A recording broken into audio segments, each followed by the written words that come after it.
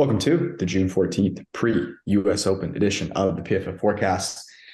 We're going to talk US Open. We've got some matchups now that they've been announced. So we're going to talk about best bets there. Also, Judah, Brad, and I did a little US Open tournament. We're going to talk about the teams that we have. We're going to get some great inside golf detail from Judah, who's become a fast student of the game.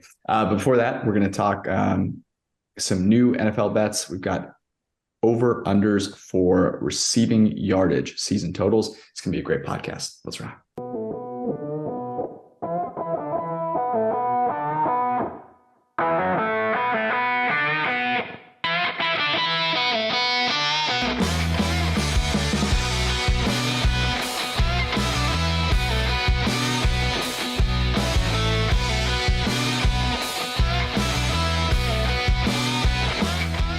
I don't know that I've met someone, you know, that commercial, Brad, where they have this, it's like a guy's like hits a golf shot and he's not really into golf, and he hits one good golf shot and like all of a sudden he's like, I'm going to dedicate my life to this. This is my passion now. I feel like that happened with Judah, but it wasn't that he like hit a golf shot. It's that he placed a golf bet. He became a fan of playing the sport just by laying some bets down on majors. And hey, however you get into the sport, it doesn't matter. It just, and now he's there. Is there a more beautiful origin story than that? I don't think so. No, that's the cool thing about golf. It's like you could actually do that. It's not like you can get excited by betting on NFL football and go, you know what? I'm going to get out there and I'm going to lay some hits down. You can't do that. So that's one of the best things about golf. I guess you can do that for like tennis too, but very few sports. Baseball doesn't count.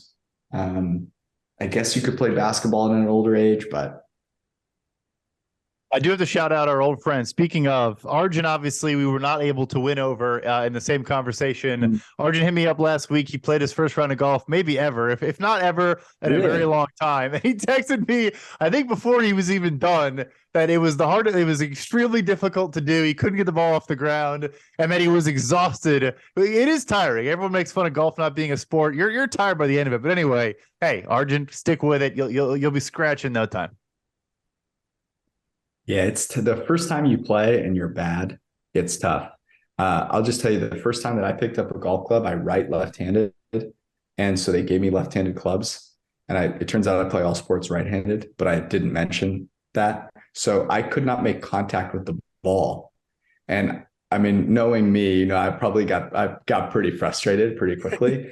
And I was like, and people were like, oh no, it's okay. Just keep trying. And I was like, no, you don't understand. I'm not that bad. Like I've got to be able to, I'm probably, 10 years old. So I just grab a right-handed club and immediately like my swing obviously improves and I make contact. I'm like, see, I'm not that bad, but I was still terrible for a really long time. The other thing about golf is you kind of have to start playing younger. Like I've seen some people try and pick it up at a later age and it is tough. All that muscle memory and Judah, speak on it because you're going I was going to say, like, I even took a couple of videos of myself at the range and it's like I'm hitting a baseball. I'm like trying to get my hands inside and I keep slicing it because I'm like naturally taking a baseball swing because that's just what I'm used to. And it's so difficult to kind of snap right out of that. They say that actually, that baseball players suck at golf, right? Yeah. And 3-point shooters are generally, I think, good at golf, which I think makes sense because of like the kind of the to be a really good shooter, you have to be really meticulous about your stroke. And I guess the same thing is true. Okay, that is enough of teaching people the game of golf. Let's get into some NFL bets. We are going to talk NFL receiving yardage over-unders. These can be found on DraftKings. And you can go bet them yourself. Before we get into it, a quick reminder, thank you for hanging out and listening to us. If you have not yet subscribed to our new YouTube channel, go do so. It's only forecast episodes. It's going to be a great resource for you as the season nears. So go subscribe to that, share that with anyone that you know that also enjoys betting on any kind of sport, but especially football. If you like the podcast, please rate and subscribe to it wherever you are listening. We greatly appreciate it.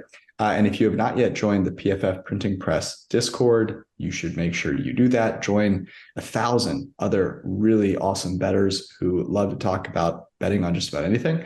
And it's the best way, I think, during the off season, but probably during the season too, to bet on your favorite sport, because so much of betting is in the moment and when news breaks and all that different stuff. So we talk about it on the podcast, but obviously things happen when we're not podcasting. So with that said, let's get into it. Receiving yardage over-unders. Judah, we'll go around the horn and we'll start with you. Give us your first one. Yeah, let's go with Amon-Ra St. Brown over 950 yards. He's a clear number one option on this team. They're really lacking in secondary weapons. Also, something that's pretty notable with Amon-Ra St. Brown is that he earned targets at a 30% clip, which is the 11th highest rate over the last, any receiver over the last 4 years. This is generally a stat that's pretty stable year over year, especially considering kind of, as we said, the lack of secondary weapons. This is a guy who I think will be targeted very often. I don't really care how good your offense is. If you're going to get a 30% target share, you're probably going to, and assuming you stay healthy, of course, eclipse over 950 yards. Add in the fact that he was PFF's second overall wide receiver last year, and I absolutely love this bet. This is a guy who is talented and has a ton of opportunity coming his way. Love that one. Great. Yeah, definitely love that one. He's going to get a crazy amount of volume, like you mentioned. Obviously, the suspension for Jameson Williams helps as well. So I'll take an under for my first one. That is the under 700.5 receiving yards for Juju Smith-Schuster. So a couple thoughts here. First and foremost, I think a little bit of this number is carrying just kind of what we've thought of him for his career. Look, he signed a deal that was a bit underwhelming at $8.5 million per year because the injury concerns with him are legitimate. It's why he's kind of struggled to get as big of a deal as maybe you think the last couple of years. There actually was a report today that he's still dealing with some knee soreness and issues there. The second piece of it is, this obviously is very incomplete analysis and math, but if you simply just map his 933 receiving yards last year out of a 5,250 passing yards to what the Patriots put up in passing yards last year, it would be about 670 receiving yards. So like his share of the offense, if you just map that over to what the Patriots are going to do, it obviously decreases dramatically. And yeah, but the big piece here, frankly, is the odds he stays healthy for a full 17-game stretch again in a consecutive year, I think is very, very slim. And then last piece, obviously Travis Kelce in Kansas City, but I'm not going to say anyone's better than Travis Kelce in New England, but Tyquan Thornton, Devontae Parker, they're talking to DeAndre Hopkins. They obviously have Kendrick Bourne. Like, they have 5 or 6 guys they'll spread the ball around to. Hunter Henry, Mike Gesicki, yada, yada, yada, yada. I just don't see him going over this number. Even if he does play the full season, I think it'll be close. Yeah, I think it's a good point.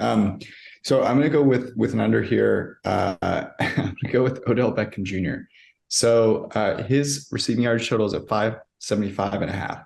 Like, if you lose this, you might lose it by a bunch, but I think that's in kind of the rare occasion. So let's go back to 2021, where he actually played a decent number of games for the Rams, and I don't know why it's showing the Browns here, but yeah, there it is, the Rams. But in that season, had just 540 yards and played. I mean, he missed weeks 1 and 2, missed week 9, but played every other game and still only ended up with 540 yards. I think if he plays that many games, that would be over the number of expected games that you would expect for him to play. Had a 68.3 receiving grade that season. Obviously, we remember what he did in the playoffs, and that was fantastic what he did in the Super Bowl. But I think that's the exception, not the rule. Had only 3 games with a game grade over 70 that season. So he's coming off a year where he has not played. I think that makes him a little bit more susceptible to, some injury. Obviously, he's been injured a ton otherwise. So I'm going under with OBJ. Judah, you're up next. Yeah, I'm going to go with Mike Evans under 925.5 yards. Before I say that, I love the Juju Smith-Schuster one. That's actually the only one I'd bet before this podcast. Love that. So Mike Evans under 925. Mike Evans has had a brilliant career. It's kind of crazy to think he's been in the league for 9 years. But kind of with that comes a little bit of inevitable decline. I think just based on our kind of raw separation metrics, I don't have the adjusted numbers in front of me, but we're going from like 0.11 in 2019, 0.08 2020, 0.09 2021 to only 0.04 separating last year. That's a pretty steep decline. Granted, he still got well over this number last year, but we have to remember this was an offense that was throwing 50 times a game.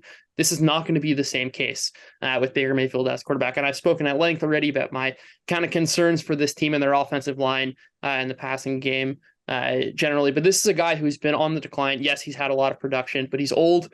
And he's attached to a pretty bad offense. 925 yards seems like it's chasing a lot of pass production and not so much what Mike Evans and even the Bucs offense is going to be heading in 2023.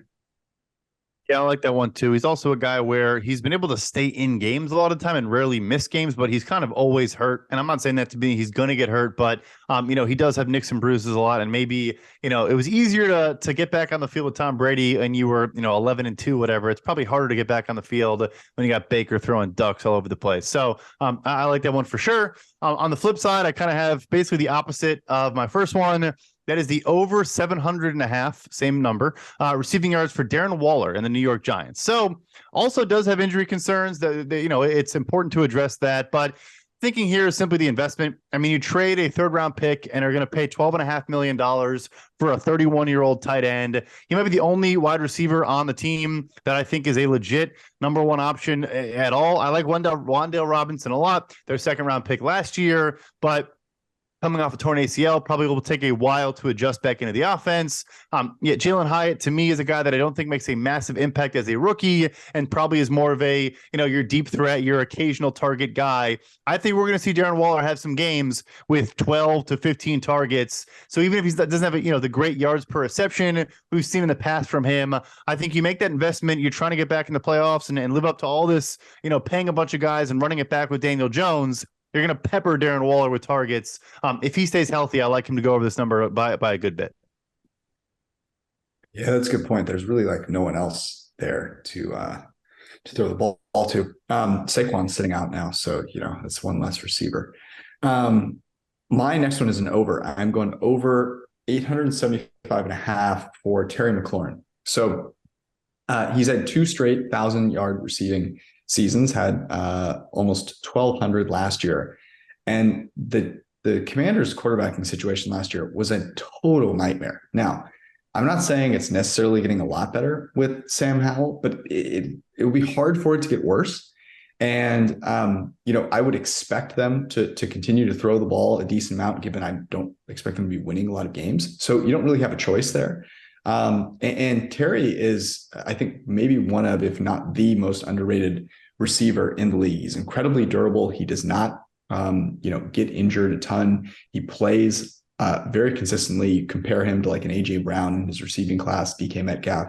He just, laps them in terms of snaps that he plays on the field, and that matters.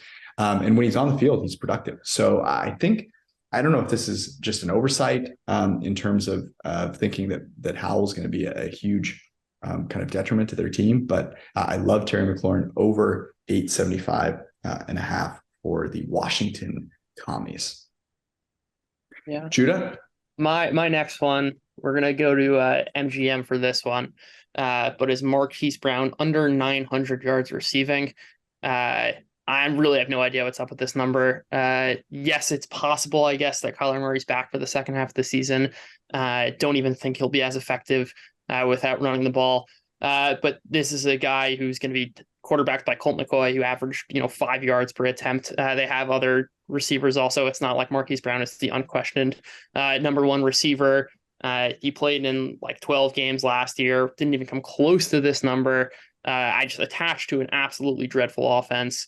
I don't see how Marquise Brown has the volume or efficiency to get over 900 yards. By the way, it's 800 at DraftKings. Right, 800 DraftKings, 900 MGM. I would go. Nice little middle there. Oh, yeah. I would sprint. What is happening? I love these. I love some of these sports books. It's one of the most basic things I would do if I were setting lines is just go look at other places that I respect.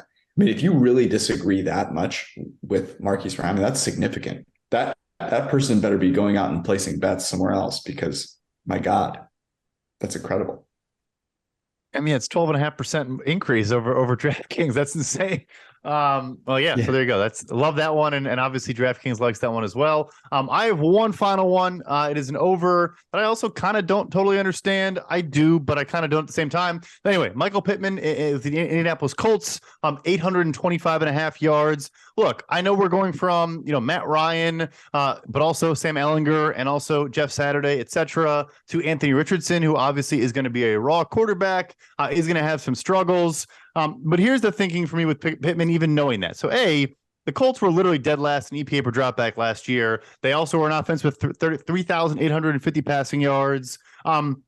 But B, let's say Richardson does struggle a little bit. I think he might, if anything, resort to just peppering his big bodied number one target, maybe even more than he should, but just getting him a ton of volume. The guy had 150, I think, targets last year. He's going to be that guy that's going to have a ton of volume. And so, yeah, there is obviously inherent risk here. Honestly, a Gardner Minshew starting a couple games would probably be huge for him, but I just think it's a little bit too low. I do see the risk, but I think it's a bit too low. Yeah, I tend to agree with you there. I have one more. This is my least favorite of the three, but it's an homage to a really tremendous playoff run, and that is Dallas Goedert over 600.5 receiving yards. So he had over 700 last year in the regular season. Had a really great playoff run. Obviously, he was a part of our locks of the week for a couple of different rounds of the playoffs.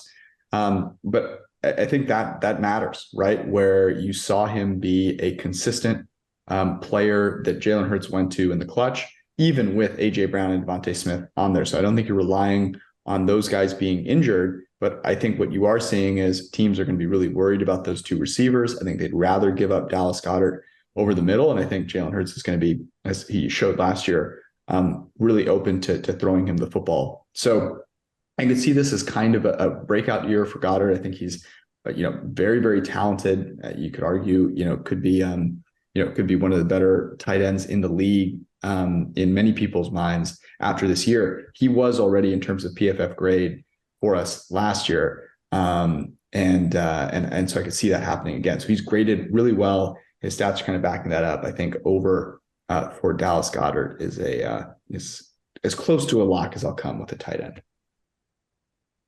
Yeah, I like that.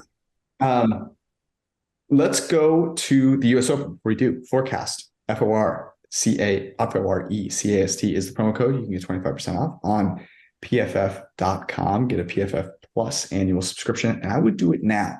I would do it now before everything kind of gets going. You forget. You start, realizing that you don't know what you're doing for fantasy, and then you show up and you're unprepared. Go get that subscription now. Get yourself ready to go. Be the most prepared person for your fantasy draft. And I promise you, there's some cool things that are coming to PFF that'll help you do that even more. Some brand new things. I think you'll be pretty impressed. So go get that subscription now. It'll take you all the way through next year, through betting season, through the free agency period, through the NFL draft, and of course the NFL mock draft sim. So head to PFF.com or the PFF app to get that and use promo code FORECAST, FORECAST. All right, US Open starts tomorrow. The three of us, along with some fellow coworkers, we did a little US Open tournament. So we picked players, did a little snake draft, 6 players per team. There were 8 teams. I felt like I got the wrong end of this stick. I ended up with pick number 3. Judah, you had pick number 7, and then Brad, you had pick number 8. So you were on the turn. Am I right to feel like I got shafted? I don't know what kind of bad karma juju I have, but were you guys happy with where you were picking? I complained when I first got it, and I quickly changed my tune once I thought about it a little more. I do think it's basically the top 2 was Koepka, Scheffler. You obviously were hoping to get one of them, and then I think after that it was probably better to be in the Judah Brad range at the back end. Yeah, completely agree there. I ended up with John Rahm, who I don't dislike, but if I was going to end up with one of the top 3 guys, to your point, that was the third one I wanted. So here's my team. I have John Rahm, Bryson DeChambeau, Matt Fitzpatrick, Adam Scott, Hotel Wyndham Clark, and Eric Cole. So I hate my team. I don't root for any of these guys like normally. So this is going to be particularly brutal. Brad, you ended up with Patrick Cantlay, Terrell Hatton, Cam Young, Jason Day, Sam Birds, and Keegan Bradley. I like that team quite a bit. And then Judah, you ended up with Jordan Spieth, Cameron Smith, Hideki Matsuyama, Corey Connors, Joaquin Neiman, and Tom Kim. How did you feel? Let's start with you, Judah. What did you think of your team there? Can you give us some golfing assessment of the games of your players and how they'll fit LA Country Club? Yeah, exactly. No, I was just mostly following, different markets, kind of cross pollinating them, if you will, kind of looking at DraftKings and FanDuel, and also looking at like the DFS pricing. And they're very handy having the game logs there. But basically, I think I've got a bunch of upside plays. And you spoke about Corey Connors on the pod on Sunday. We've spoken about Joaquin Neiman a whole bunch. Cam Smith's been a favorite for a while. And then I'm just looking for guys who've got some naturally. I'm looking for guys with serious tails and guys who have really put together some performances, 17 under, 20 under, and all of these guys have kind of flashed some potential in recent events. So look, if I'm positioning myself for some tails outcome, that's what I'm looking for. Tom Kim loves Bermuda grass, right? You saw that? You read all right, about that? Of course. I mean, that it was the tip that I was going off of. No, the funny thing is I actually love your squad. You were ahead of me, as we mentioned, and for Spieth and for Hideki Matsuyama, I pounded the table. But yeah, I think we're in a good spot. I think we're looking good. I also went for some tail outcomes with Sam Burns. I think is a guy who could finish top 10 or miss the cut dramatically. And Cam Young, who I know we've sworn off on the pod, but he still is my guy deep down. I still root for him every time. So it's gonna be a fun tournament. Maybe we'll post it and see if we can get a poll going of who people like of those three. I'll very quickly at high level. All it is cumulative score to par, and then a separate thing for cumulative winnings at the end of the weekend. Two different pots for each of those. So let us know who you think has the best squad. We'll post the full lineups. It won't be me. It won't be me. I hate my team. I can't stand it. Brutal. Hotel Wyndham Rewards Scott or Clark, whatever. God damn. Sorry for swearing. Okay, let's talk some matchups here. So if you're new to betting on golf, you can obviously bet winner, top 5, top 10. You can bet top 20. Some places, top 40 as well. And we talked about those on Sunday. We'll hit some of our favorites that we still see that we still like here at the end. But let's get to some of the matchups. Because Brad, you've been going in as you usually do and identifying some round 1 matchups. You can obviously bet round 2 after round 1. We're going to hit round 1 matchups right now. So Brad, why don't you take it away? These are actually two, full tournament matchups. So, yeah, maybe the Discord will get some first round or as we get some live bets going, do that as well. But these are for the full tournament. I got 2 matchups I really like here. We actually mentioned both guys' names already, which probably is for a reason. So the first is Sam Burns. Sam Burns, a young guy, recent LSU graduate, hits the ball a country mile off the tee.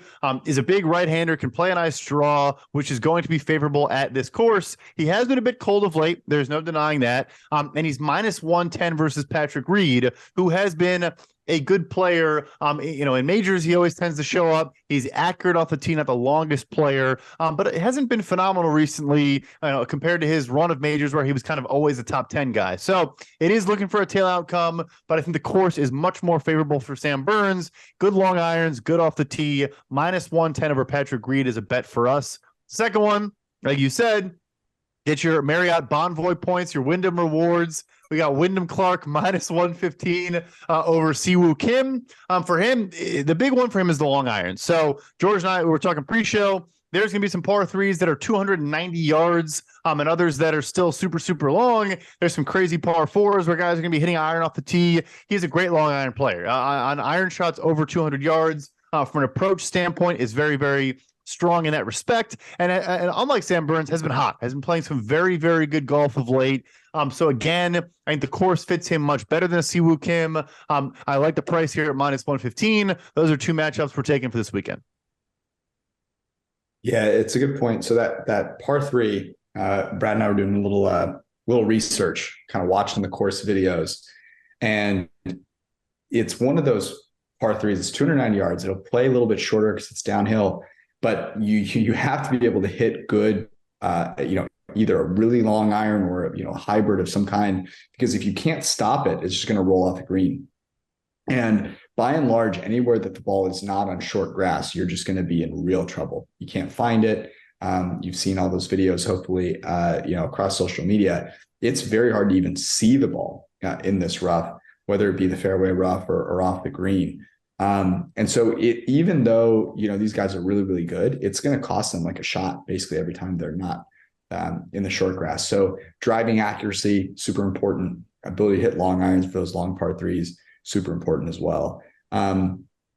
Let's just kind of recap here with some of the winners that we gave out. Like a good example would be Tyrrell Hatton. He's now 28-1. So you're getting the worst of that number if you're betting him now. Just to kind of get a lay of the land here, the outright winners, Scheffler is now 6-1, Rahm 9-1, Koepka 12-1, Rory is 16-1, as is Cantlay, Schauffele and Hovland 18-1. Tyrrell Hatton, as I just mentioned, is 28. Spieth, Morikawa, and Smith are 30. Homa now 35, as is Fitzpatrick and Dustin Johnson. Finau 40, DeChambeau 40, Fleetwood 45, along with Rose, Matsuyama, and Fowler. Just to kind of get this started, one of the players that I have liked that is now actually his odds are much better. Homa at 35-1. I've mentioned this so many times. I'm just going to mention it one more time. He has the 3 lowest scores shot at LA Country Club, including obviously the course record. So, he's plus 650 to finish top 5, 3-1 to finish top 10. I like all of those. I think he's a great, kind of dark horse to win this. If you think about the players at the top, Rahm hasn't been in the greatest form of late. Koepka is amazing at majors. He's also been partying like, Jack Grealish after winning the PGA Championship. And so you never know what that looks like. You've got Rory there who can't seem to get out of his own head. I think it's indicative of what this field looks like, that Patrick Cantlay is like the 5th favorite. So, in a kind of weak-ish field that's not super top heavy, I like Max Homa. Brad, who else would you still bet on right now to win? Yeah, so you mentioned we give out Tyrrell Hatton on 40-1 on Sunday. I think Judah, you mentioned he is 34-1 on FanDuel, but I know he's down to 28-1 on DraftKings. So regardless, you're not getting the best of the value there. That's the benefit of being in the printing press Discord and listening to the show. Always giving you good value. So one I'm confused by that I actually gave out a 25-1 and is now 30-1 is Jordan Spieth. I mentioned that it isn't exactly a course that lines up with his normal game. He doesn't do particularly well in this tournament, but he's been so much more accurate and consistent off the tee. And everything else about his game is, he's one of the better iron players and short game players on tour. And when his putter's hot, he's as good as anyone. So I think that is maybe folks looking at, history on similar courses and all the stuff that, of course, we do. But I always try not to overweight too much on the course fit tool. I look at it, of course, strokes gained, all those things. But I think it's a little bit of over analysis. He's playing very good golf. I would still bet him at 30-1. And then 2 long shots. I'll just throw them out there. Joaquin Niemann is 100-1, I think, at FanDuel as well. His game lines up well here. He's not, I wouldn't say the longest off the tee, but hits a nice draw, can bomb it, is generally pretty accurate. His approach game's a little bit streaky, but if he gets hot, like you mentioned, Judah, his tail outcomes are top 5s in big tournaments. Of course, his other tail outcomes are, missing the cut by 10 strokes, but nevertheless. And then one last one, big time long shot, Cameron Davis, the Australian, who has been playing very, very well of late. I think finished top 5 in the PGA. These are similar tournaments, always similar course, similar construct. Is 190-1. I believe that one's on DraftKings. Maybe for these guys, you bet top 5s or top 10s instead. But I threw a little flyers on them to win the tournament as well. Yeah, he hits the ball a mile. Not always super accurate, but if you get one of those good weeks and then you hit it really far, this is a tournament where you can take advantage. I think, Homa's the one that really kind of sticks out to me.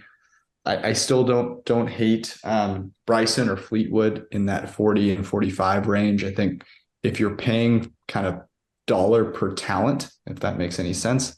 Like getting those two guys with that amount of talent at 40 and 45 to 1, 850 to finish top 5, 360 to finish top 10, both of whom are playing well. I've mentioned with DeChambeau and the long par threes, he hits his irons really high, but he also has lower lofts on his irons. So he's able to hit theoretically a higher numbered iron into some of these par threes. And in a place where it's probably going to get really dry by the weekend. Saturday and Sunday is supposed to be nice weather, not supposed to be a lot of precipitation, obviously in Southern California. So that could really come into play towards the end of the weekend. So those are the two that I still like, in addition to Homa. Anything, Judah, that we haven't mentioned that you like?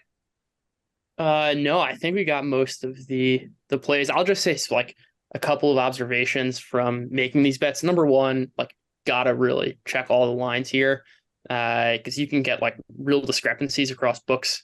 Guys who are like in top 20s, especially on the long shots, that are like 8 to 1 on one book or 14 to 1 on another. Like really, it's, I think, important to kind of do your line checking. And the other thing is kind of just like as a betting note to what you said, kind of the like top guys have a lot of question marks around them. As you're saying with McIlroy and Rahm, even Koepka, which is like, this is exactly the time to kind of take those range and long run kind of shots, where especially if you can bet live, to kind of be able to take advantage of the fact that like they're priced, the favorites are going to be priced in as if they're playing really well. That kind of leaves a lot of room and opportunity for some of the guys in the mid and long shot tier to kind of take a big leap, and those have the biggest payoffs. That's kind of the beauty of a golf tournament, is that there are so many guys that someone who's 100 to 1 who can very easily be 10 to 1. There's a lot of dollars that you can make just from gaining a couple probability points of going from 100 to 1 to 10 to 1. Yeah, it's a good point. Or if you're in California like me, it's a tough life. Just trying to find a place that will even take your money without scamming you is a great thing to find. But it's a good point. If you're in a place where you can legally bet, price shopping, especially in these markets. I mean, we just talked about it with Marquise Hollywood Brown, right? Like that's the NFL, and people are off by 100 yards. So it's a really good point. That's probably going to be entertaining. We'll be back on Monday, not Sunday. Thank you so much for hanging out. We love you all. Peace.